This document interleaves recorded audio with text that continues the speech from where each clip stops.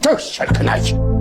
Сонда осында отырған бәріміз жұмысымызды тастап, бүкіл өмірімізді дулатты ақтауға жұмсауымыз керек екен ғой. Сен сонда алма. Дұрыс айтасыз аға. Жұмсауымыз керек. Өйткені ол Дулатов. Білмесеңіз мен сізге айтайын, ол бүкіл қазақты оятқан Дулатов. Қазақтың тұңғыш романын жазған Дулатов. Елдің есінде түгел, түсінде жоқ заманда есеп кітабын жазған Дулатов.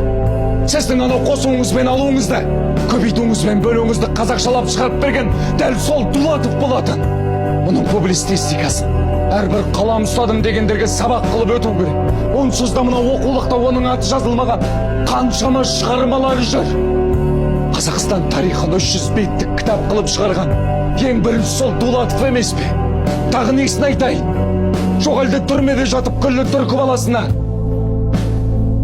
орысша сөздік жазғанын айтайын ба? Болды, жетеді. Шу болады ертең. Естісен, білсен, айтсын, шуласын. Ондай қуат, ондай жалын, ондай алапат өртті ешқандай да топан су сөндіре алмайды.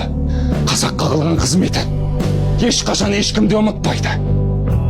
Оны халық жау дегендердің өзі халыққа жау.